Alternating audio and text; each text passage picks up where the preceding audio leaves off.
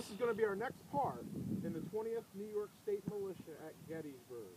And again, I'm standing in front of the 20th New York State Militia Monument here. And the initial attack was repulsed here on McPherson's Ridge as Confederate troops coming from the west came into this area. The initial attack was repulsed. However, what happened after that was that they began to get around the left flank of the 121st Pennsylvania. That is the monument that's just here in the distance. As Pettigrew's extra large 52nd North Carolina got around the left flank of the 121st Pennsylvania, Biddle, in command at that time, ordered a charge, and that charge would be toward the John Hurst farm and property that you see there in the distance. He orders this charge to repulse the attack on the left flank, and as he does so, Confederate marksmen draw a bead on Captain Joseph Corbin, and he was shot in the head and killed instantly. So this was the initial attack by the Confederate troops on their left flank over here where you see the 121st Pennsylvania monument. And as I spoke about in the video where I stood in front of this monument here and said that was the important thing. If the Confederate troops are able to outflank the 20th New York State Militia over here at the Hurst farm and get around them, they potentially, now the Confederate troops, crush these guys and this entire brigade, because they would be nearly surrounded, as they would have their left flank crushed. They'd have an attack directly from the west, and if you turn around over here, the Confederate troops, as well as more Confederate troops who were attacking the 11th Corps, would also be hitting on their right as well. So this has been our next part in the 20th New York State Militia at Gettysburg, on Gettysburg Battlefield. Okay, this is going to be our next part of the 20th New York State Militia at Gettysburg on Gettysburg Battlefield Facebook. And this is the retreat. At 3:45, the order to retire was given, and the brigade began to retreat eastbound off of McPherson's Ridge toward the Lutheran Theological Seminary, which is just beyond that tree line in the distance. Now, the brigade was in the following order: the 121st Pennsylvania, then the 20th New York State Militia here, Cooper's Battery, the 142nd Pennsylvania, and the 151st Pennsylvania. Still on his horse, Colonel Theodore Burr Gates took the regimental colors, hoisted them on his shoulder, and urged his men to follow him. The men were armed with the .54 caliber Austrian Lorenz rifle. Now this showed a lot of leadership quality in the fighting, as the .54 caliber ammunition was rare and in short supply, as in comparison to the more frequently used .58 and .69 caliber rifles that were more common. In the retreat, Dwayne Bush was killed. Jesse Kidney was captured and would be held as a prisoner of war for 17 months.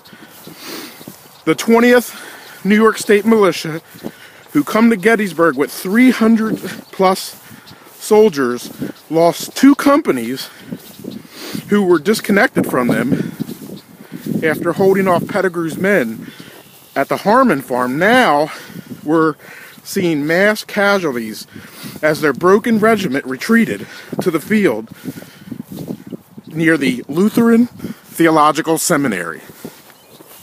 This has been the retreat of the 20th New York State Militia at Gettysburg on Gettysburg Battlefield Facebook. Okay, this is going to be our next part of the 20th New York State Militia at Gettysburg. And in front of us is where we took our last video, where we began the retreat of Biddle's Brigade and the 20th New York State Militia. And it was here, just on the west side of the Lutheran Theological Seminary, which you can see there in the distance, that Biddle's brigade made what we know today as the last stand of McPherson's Ridge. Troops all around have been collapsing using the railroad cut, and of course the 11th Corps begins to collapse on the north side of town. But this brigade, including the 20th New York State Militia, now being flanked on their left by Pettigrew's 52nd North Carolina and the troops battering the Iron Brigade here. The 20th New York State Militia, along with Biddle's brigade, made a last stand here on McPherson's Ridge. But eventually that line would also collapse.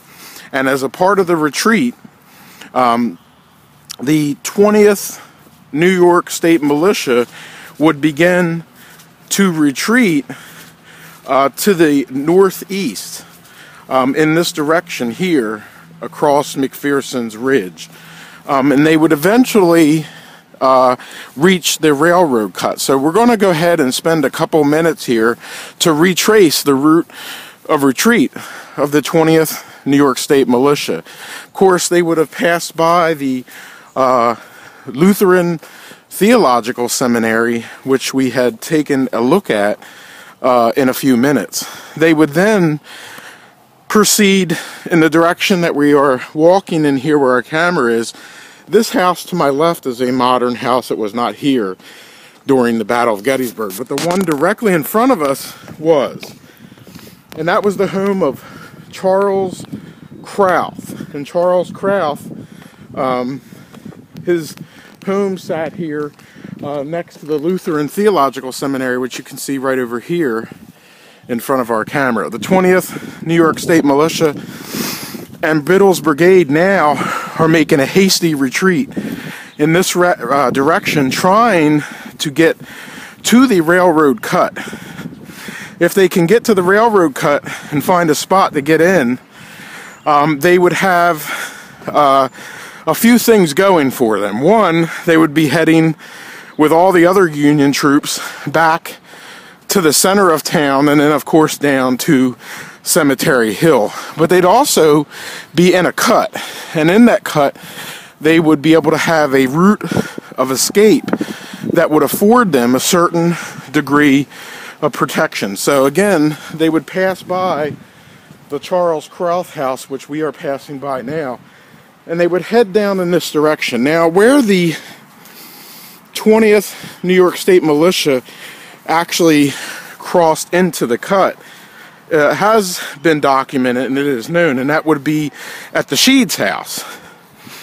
They actually escaped into the protection of the railroad cut at the Sheed's house.